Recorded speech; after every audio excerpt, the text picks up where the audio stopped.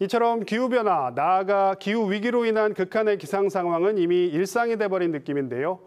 폭염과 폭우는 물론 산불의 슈퍼태풍까지 우리가 겪고 있는 기후위기의 현재와 미래를 위한 대응은 무엇인지 한국환경연구원 국가기후위기적응센터 홍재호 연구위원과 좀 더 이야기 나눠보겠습니다. 연구위원님 어서 오십시오. 안녕하세요. 네, 자 6월에는 폭염이 기승을 부리더니요. 지난 10월인가요? 군산에는 시간당 131mm, 우리 지역 서천에도 시간당 111mm라는 기록적인 비가 내렸습니다. 자, 우선 이런 극단적인 날씨가 최근에 자주 발생하는 근본 원인부터 한번 좀 짚어주시죠. 네, 지금 심각하게 직면하고 있는 기후위기 문제를 벗어나서 이 문제를 말씀드릴 수는 없습니다. 네, 지난 100년 동안 인간이 배출한 온실가스 때문에 지금 지구온난화가 급속도로 진행되고 있습니다.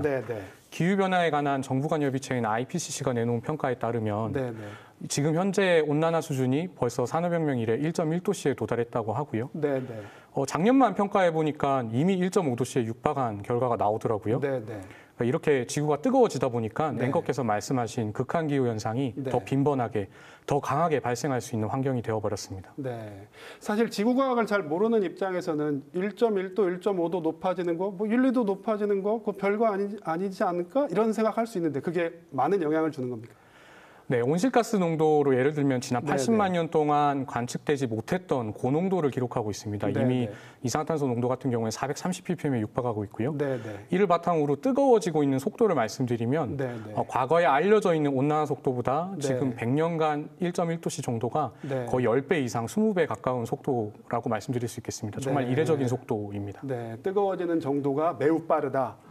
자, 그렇게 기후위기가 일상이 되면서 요즘에는 그런 고민들 한다고 하더라고요. 기상청에서도 자 여름의 정의를 저희가 보통 7, 8, 9월을 여름이라고 하는데 여름을 5월에서 한 9월 정도까지를 우리가 여름으로 봐야 되지 않나. 그리고 장마라는 표현 대신 한국형 우기라는 표현을 써야 되는 거 아니냐. 이런 논의들이 지금 기상학계에서 있다고 하는데 박사님 이에 대해서는 어떻게 생각하세요? 지금 말씀하신 논의가 활발하게 이루어지고 있는 것이 사실입니다.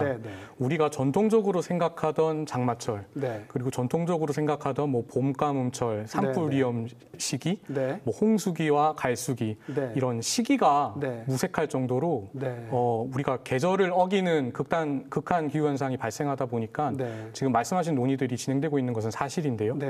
이런 것들이 과학적인 논의는 보다 더 완벽함을 추구하다 보니까 논의는 되고 있지만 아직까지 뭐 이렇게 확정적인 사실이 발표된 것은 없다고 말씀드리겠습니다. 좀 더 덧붙여서 여쭤본다면 우리가 흔히 생각하는 24절기 이거는 뭐 수명을 다했다고 봐도 뭐 큰 문제는 없겠군요.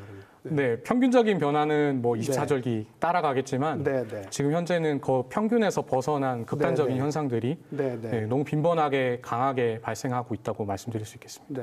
지금 뭐 장마로 인한 피해가 굉장히 많지만 벌써부터 태풍을 걱정하는 분들도 많습니다. 특히 뭐 10월, 11월 가을 태풍 여기에 슈퍼 태풍 가능성까지 크다고 하는데 자 슈퍼 태풍으로 인한 피해 가능성 뭐 그럼 충분히 있다고 봐도 되는 겁니까? 네, 그렇습니다. 대기가 1도가 따뜻해지면요. 수증기 함량이 7% 증가합니다. 이는 더 큰 비가 내릴 수 있다는 거고요. 지구온난화로 바다가 점점 따뜻해지다 보니까 태풍이 생성되는 위도 자체가 우리나라 가까이로, 적도부터 우리나라 가까이로 올라오고 있습니다. 그 말은 더 강한 태풍이 우리나라에 그대로 상륙할 확률이 높다는 거죠.